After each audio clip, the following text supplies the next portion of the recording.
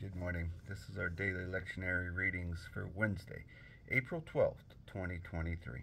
We're still looking back at what happened at church on Sunday. Our psalm reading thus is still going to be Psalm 118, 1 and 2, and verses 14 through 24. We switch our Old Testament reading and we are jumping into the book of Joshua, chapter 3, verses 1 through 17. And then our New Testament reading comes from the Gospel of Matthew 28, 1 through 10. And Matthew 28, 1 through 10 should sound very familiar if you were at church on Easter, because that is the scripture that we used at Easter instead of our long John passage. Listen in. Psalm 118, verses 1 and 2. Oh, give thanks to the Lord, for he is good. His steadfast love endures forever. Let Israel say, his steadfast love endures forever. Picking it up in verse 14. The Lord is my strength and my might. He has become my salvation.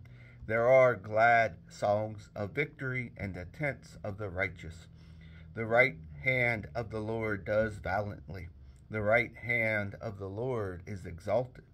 The right hand of the Lord does valiantly. I shall not die, but I shall live, and recount the deeds of the Lord. The Lord has punished me severely, but he did not give me over to death. Open to me the gates of righteousness, that I may enter through them, and give thanks to the Lord. This is the gate of the Lord. The righteousness shall enter through it. I thank you that you have answered me and have become my salvation. The stone that the builders rejected has become the chief cornerstone. This is the Lord's doing. It is marvelous in our eyes. This is the day that the Lord has made. Let us rejoice and be glad in it. Our Old Testament reading comes from the book of Joshua, chapter 3.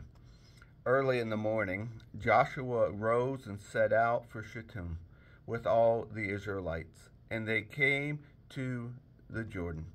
They camped there before crossing over. At the end of 3 days, the officers went through the camp and commanded the people, when you see the ark of the covenant of the Lord your God being carried by the Levitical priests, then you shall set out from your place. Follow it, so that you may know the way you should go, for you have not passed this way before. Yet there shall be a space between you and it, a distance of about 2,000 cubits. Do not come any nearer to it. Then Joshua said to the people, sanctify yourself, for tomorrow the Lord will do wonders among you. To the priests Joshua said, take up the ark of covenant and pass on it in front of the people. So they took up the ark of the covenant and went in the front of the people. The Lord said to Joshua, this day I will begin to exalt you in the sight of all Israel, so that they may know that I will be with you as I was with Moses. You are the one who shall command the priests who bear the ark of covenant. When you come to the edge of the waters of the Jordan, you shall stand still in the Jordan. Joshua then said to the Israelites, draw near and hear the words of the Lord your God. Joshua said, by this you shall know that among you is the living God, who without fail will drive out from before you the Canaanites, the Hittites, the Hivites, the Perizzites, the Girgashites, the Amorites, and the Jebusites. The ark of the covenant of the Lord of all the earth is going to pass before you into Jordan.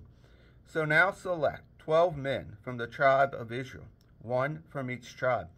When the soles of the feet of the priests who bear the ark of the Lord of all earth, come, rest to the waters of the Jordan, the waters of the Jordan, flowing from above, shall be cut off. They shall stand in a single heap. When the people set out from their tents to cross over the Jordan, the priests, bearing the ark of the covenant, were in front of the people. Now the Jordan overflows all its banks throughout the time of the harvest. So when those who bore the ark had come to the Jordan, and the feet of the priests bearing the ark were dipped in the edge of the waters flowing from above stood still, rising up in a single heap, far off at Adam, the city that is beside Zarethan, while those flowing towards the sea of Arabah, the Dead Sea, were wholly cut off. Then the people crossed over opposite of Jericho, while all Israel were crossing over on dry land. The priest who bore the ark of the covenant of the Lord stood firmly on dry ground in the middle of the Jordan until the entire nation finished crossing over the Jordan. Our gospel reading comes from the Matthew 28, 1 and 10, and that is the New Testament reading. After the Sabbath, the first day of the week was dawning. Mary Magdalene and the other Mary went to see the tomb, and suddenly there was a great earthquake.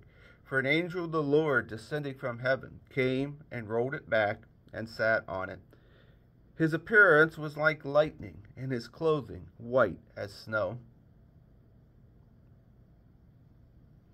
For fear of him, the guards shook and became like dead men. But the angel said to the women, "Do not be afraid, for I know that you are looking for Jesus, who was crucified. He is not here. He has been raised." He said, "Come and see the place where he lay. Then go quickly and tell his disciples, he has been raised from the dead, and indeed he is going ahead of you to Galilee. There you will see him. This is my message for you." So they left the tomb quickly, with the fear and great joy, and ran to tell the disciples. Suddenly Jesus met them and said, "Greetings." And they came to him, held on to his feet, and worshipped him. Then Jesus said to them, "Do not be afraid. Go tell my brothers and sisters to go to Galilee. There they will see me." And here ends our readings for the day.